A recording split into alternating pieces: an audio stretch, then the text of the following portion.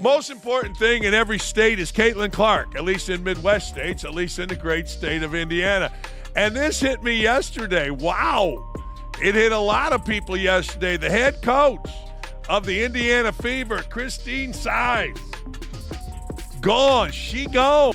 One of the most thrilling winters in WNBA history is currently being experienced by the Indiana Fever. A few days later, Coach Christy Sides was taken by surprise by the Indiana Fever.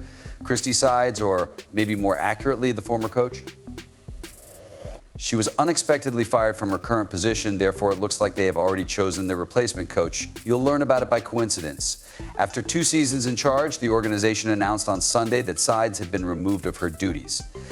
Indiana lost to the Connecticut Sun in the first round. In 2024, the team's record was 2-0-2-0. On this one, I'm going to the chin. Must we talk about Caitlin Clark's impact on this if, as it turns out, we treat the WNBA in the same way that we do the NBA? Have to. You see, a coach is sacked by LeBron James. What occurs, do you know? Whether it was LeBron James, everyone points the finger at him. I'm not sure, but we all head there right away. Everyone claims that Doug Collins was dismissed by Michael Jordan. Paul Westhead lost his job because of Magic Johnson. As you might imagine, it continues on and on and on. Yes, I am unsure of the number of coaches who have served in various locations. In actuality, though, we need to pose the same query. Did the coach get fired because of the little Iowa girl? This was said by the Fever following the unexpected decision. Kelly Krauskopf, president of basketball operations for the Fever, stated, "We are immensely grateful to Coach Sides for taking on the challenge of guiding us through a crucial transition period over the last 2 seasons while also setting us up for future growth.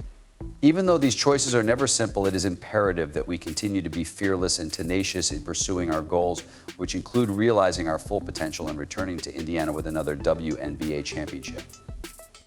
We wish Coach Sides continued success since she was a fantastic representative of the Fever in our community." Additionally, she acknowledged that she was correct in her Twitter response. "She is correct. Leave it better than you found it," she tweeted. Additionally, she had a similar play on the court. Perhaps she was really awful. Since they were so awful the previous season, they didn't win enough games, and I won't claim that it's like she got a Leo Boston in her first season, but they received Caitlin Clark since they didn't win enough games to move out of the top odds. As a matter of fact, Caitlin Clark is in a tiny Boston, so it's safe to assume that things will go better. However, I'll say the Fever. In terms of the team's morale, she performed a fine job, in my opinion, despite the fact that there were many small details. She completed the job as well as she could, in my opinion, I believe. That's not all, though. The coaches of another team also send off at the same moment. It turns out that the Fever we're searching for is just the coach. Just 2 days after Christie was fired by the Indiana Fever, the Connecticut Sun fired head coach Stephanie White on Monday, leaving Indianapolis in search of a new coach. White will be hired, according to supporters. She has shown herself to be the Fever's best option in the past, and Monday's action from the Sun certainly supports that. Long before sides were published, White was actually connected to the sickness. That makes sense, I suppose. She was raised in Indiana, went to Purdue University, and played for the team for the most of her WNBA career. In 2015, White guided Indy to the WNBA Finals, and he did so again in 2015 and 2016. In the regular season of 2024, White led the Suns to an incredible 28-12 record. Before losing to the Minnesota Lynx in the conference semifinals, they also defeated Caitlin Clark and her teammates in the first round of the playoffs. White spent 2 seasons at Connecticut with a 5,525 record. She had previously spent 5 years as head coach at Vanderbilt. With his wealth of experience, White could be the best coach for the Fever to help mature players like Clark and Aaliyah Boston, the season's final rookies.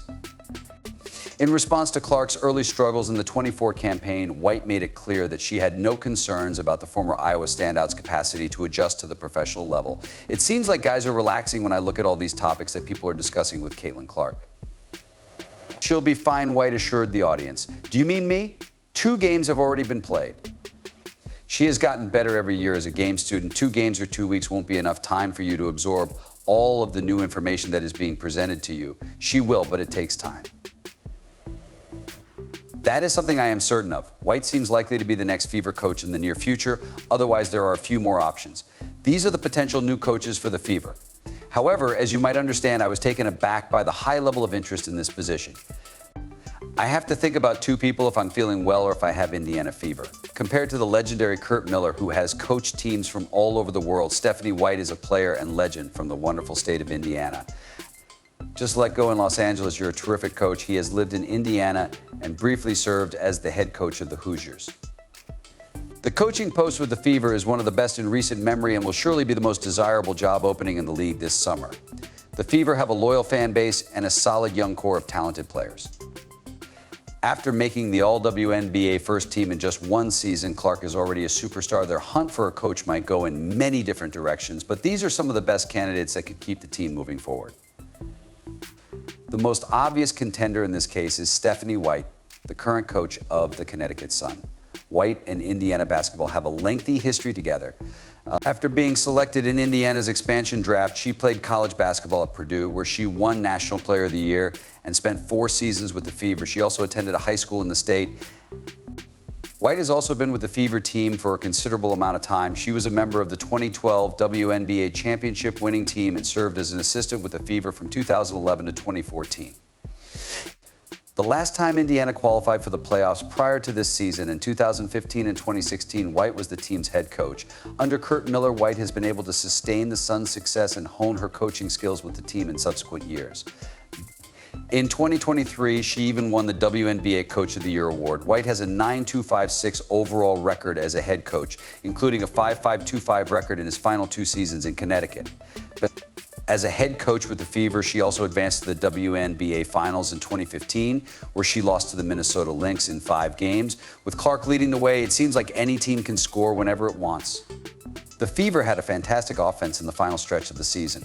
White has made a name for herself as one of the best defensive coaches in the WNBA throughout the past 2 seasons. She might therefore be the best coach to deal with the Fever's main problem from the previous campaign.